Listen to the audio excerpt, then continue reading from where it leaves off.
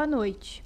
No início da década de 1980, meus pais optaram por deixar nossa pequena cidade, Barão de Melgaço, em busca de melhores oportunidades de trabalho em uma cidade maior.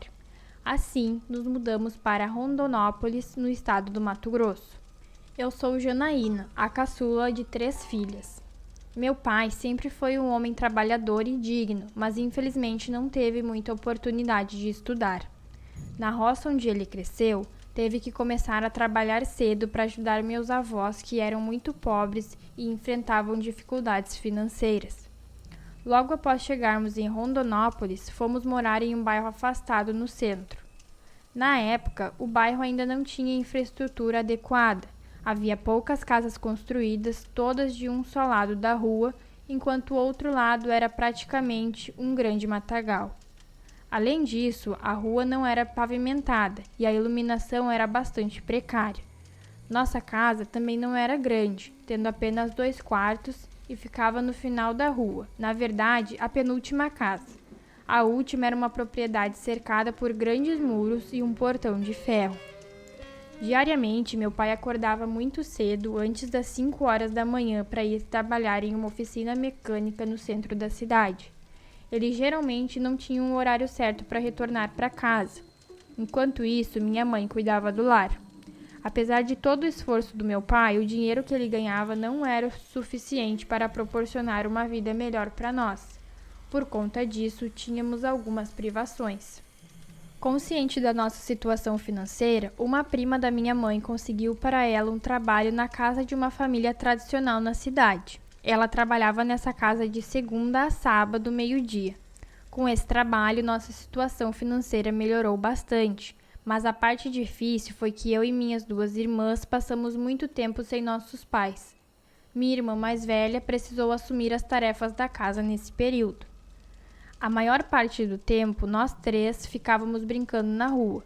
Nossos pais nos aconselhavam sempre, pedindo que não nos aproximássemos de estranhos e nem fôssemos para a casa de desconhecidos. Mas para nós 3, criadas na roça, tudo era novidade e não víamos perigo algum. Algum tempo depois que nos mudamos para aquela rua, já tínhamos feito muitas amizades com muitas pessoas. Somente nossos vizinhos do lado esquerdo não socializavam com ninguém. Como os muros das casas eram juntos, nós os ouvíamos conversando às vezes, mas era impossível entender o que diziam. Minha mãe acreditava que eles eram estrangeiros, já que bebiam muito. No entanto, pouco se sabia sobre eles. O que a gente sabia é que eles moravam naquela casa há muito tempo, mas poucas pessoas da rua os conheciam. Quase ninguém os viu entrar ou sair de lá. No final desta rua há um pequeno matagal onde existe um riacho. Nós costumávamos brincar lá, mas era escondido de nossos pais. Na beira do riacho há uma mangueira alta com muitos galhos e costumávamos subir nela para explorar o riacho lá de cima. Não me lembro das datas exatas, mas tenho uma lembrança vívida de passar uma tarde ensolarada com 3 amigos da rua, nos banhados do riacho e ficando lá até tarde. Quando o sol começou a se pôr e a escuridão começou a se aproximar, nos preparamos para voltar. No entanto, antes disso, eu decidi subir na árvore e dar um último salto. Mas dessa vez quis subir um pouco mais alto, e na galha olhei para baixo e não tive coragem de saltar. Quando decidi descer, notei o quintal da casa dos vizinhos, a alguns metros de distância, e por algum motivo tive a nítida impressão de ver uma criatura se arrastando por lá. Ela parecia ter uma pele esverdeada, não tinha cabelo e rastejava como um lagarto, mas o formato da cabeça era semelhante ao de uma pessoa. Eu me segurei para não gritar e desci apressadamente. Naquele momento, eu só queria ir para casa. Minha irmã ficou desconfiada e perguntou o que havia acontecido, mas eu disse que não era nada. Nós subimos a curta trilha e chegamos na rua. Corri para minha casa enquanto minha outra irmã tentava descobrir o que eu havia visto. Como éramos confidentes e na maioria das vezes ficávamos apenas nós 3, eu contei a ela sobre a criatura que vi no quintal do vizinho. Ela pediu que não contássemos a ninguém, nem mesmo para nossa mãe, pois se ela soubesse que fomos ao riacho, levaríamos uma surra. Uma das coisas que nossa mãe mais pedia era que não fôssemos para o riacho. Após alguns dias, as coisas na nossa rua continuaram da mesma maneira, exceto pelo fato de que eu e minhas 2 irmãs evitávamos olhar para aquela casa e não fomos mais ao riacho. Em um sábado à noite, por volta das 7 horas, estávamos brincando de esconde-esconde com nossos amigos. Minha irmã correu e se escondeu no pequeno matagal ao lado da casa dos nossos vizinhos e eu a segui. Enquanto isso, uma amiga nossa ficou contando para depois tentar nos encontrar. Nós 2 subimos em um arbusto cheio de folhas e ficamos em silêncio para não sermos encontradas. Aos poucos, nossa amiga encontrou todas as outras crianças, mas nós ainda estávamos escondidas. De repente, ouvimos uns barulhos vindos de dentro da mata que ficava do outro lado do riacho.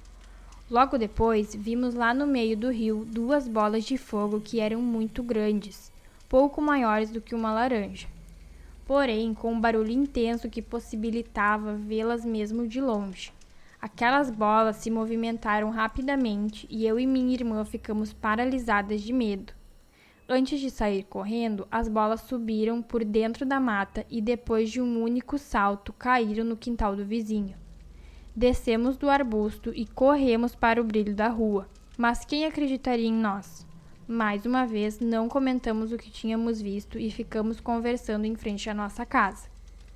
Por volta das 8 horas da noite, nossa mãe chamou eu e minhas irmãs para entrar e tomar banho e jantar. O banheiro da nossa casa ficava do lado de fora e não era exatamente um banheiro. Meu pai cimentou uma parte do quintal e colocou uma lona preta, sem cobertura. Nós levávamos um balde de água e tomávamos banho de caneca. Minhas irmãs foram as primeiras e eu fiquei por último. Após minhas irmãs tomarem banho, foi a minha vez. Enquanto me lavava, ouvi um barulho e uma respiração próxima. Parecia com um fungado. Ao abrir a lona preta que cercava o local, vi a mesma criatura que havia visto no quintal dos vizinhos, quando fomos nos banhar no riacho. A criatura estava em cima do muro e pude ver melhor suas características. Era bem grande, mais alto que meu pai, com olhos brilhantes e uma língua enorme saindo de sua boca. Ela olhou para mim e fez um barulho estranho, agachando-se como se fosse pular em minha direção.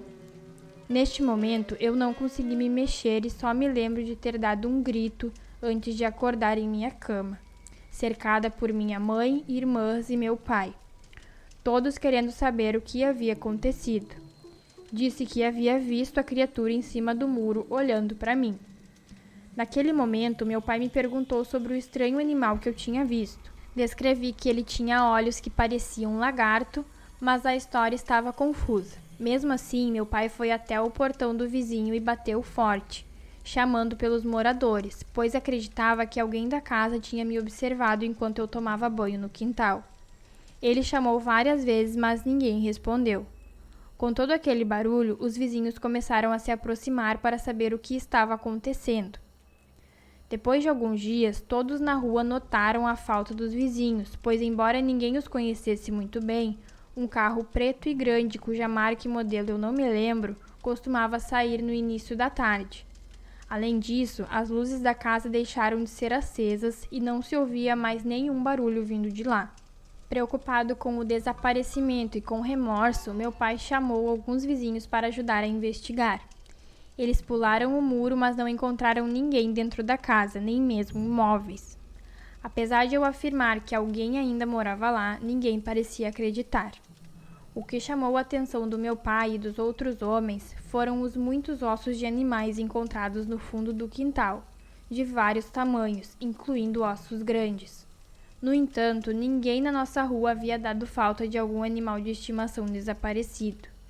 No início do ano seguinte, meus pais alugaram uma casa mais perto do centro e nunca mais voltamos àquela rua.